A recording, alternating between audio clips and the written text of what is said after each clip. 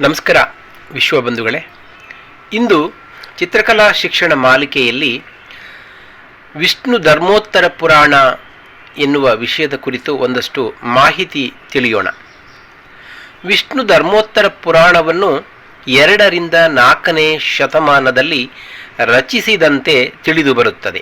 ಆದರೆ ಇದರಲ್ಲಿಯ ಚಿತ್ರಕಲಾ ವಿಚಾರವು 7ನೇ ಶತಮಾನದಲ್ಲಿ ಸೇರಿಕೊಂಡಿರಬೇಕೆಂದು ವಿದ್ವಾಂಸರ ಊಹೆ. ಇದರ 3ನೇ ಖಂಡದ 1ನೆಯ ಭಾಗದಲ್ಲಿ ಚಿತ್ರಕಲೆಯ ಬಗ್ಗೆ ವಿಸ್ತಾರವಾದ ಪ್ರಸ್ತಾಪ ಬರುತ್ತದೆ.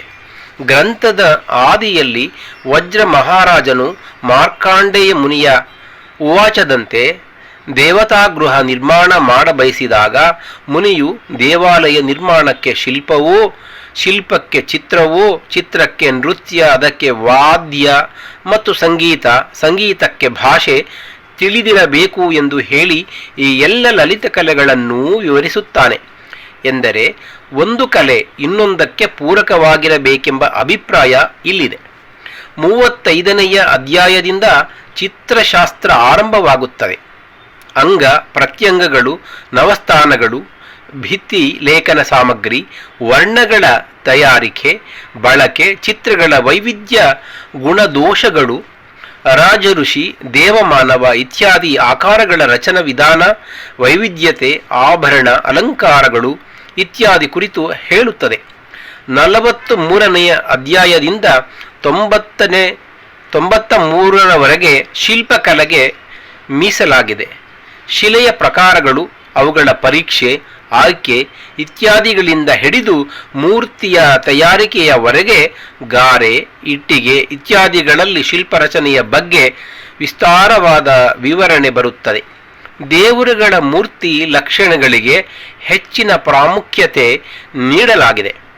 ಕೊನೆಯ ಅಧ್ಯಾಯದಲ್ಲಿ ವಾಸ್ತುಪುರುಷನ ಬಗ್ಗೆ ವಿವರವಿದೆ. ಚರಾಚರ ವಸ್ತುಗಳ ಬಗ್ಗೆ, ಜೀವಿ ನಿರ್ಜೀವಿಗಳ ಬಗ್ಗೆ ಕಲಾವಿದ ಅರಿತು ಚಿತ್ರಿಸಬೇಕೆಂದು ವಿಸ್ತಾರವಾಗಿ ಬೋಧನೆ ಮಾಡುತ್ತದೆ.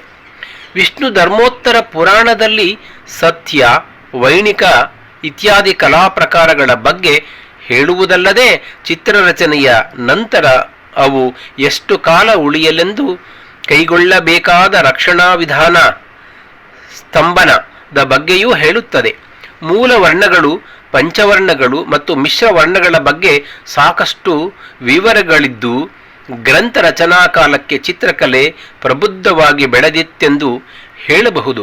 ಈ ಗ್ರಂಥವನ್ನು ಮೈಸೂರು ಒಡೆಯರು 1953ರಲ್ಲಿ ಸಂಖೀಘಟಂ ವೆಂಕಟಾಚಾರ್ಯರಿಂದ ಕನ್ನಡಾನುವಾದ ಮಾಡಿಸಿ ಪ್ರಕಟಿಸಿದ್ದಾರೆ. ಈ ಬಗ್ಗೆ ಮತ್ತಷ್ಟು ನೀವು ಗೂಗಲಿಸಿದಾಗ ಒಂದಷ್ಟು ಮಾಹಿತಿ ಲಭ್ಯವಾಗುತ್ತದೆ. ಕಲೆ ಸಾಹಿತ್ಯದ ಬಗ್ಗೆ ಹೆಚ್ಚು ತಿಳಿದು ನಮ್ಮ ಸಂಸ್ಕೃತಿಯನ್ನು ಉಳಿಸಿ ಬೆಳೆಸುವ ಕಾರ್ಯಕ ಮಾಡೋಣ.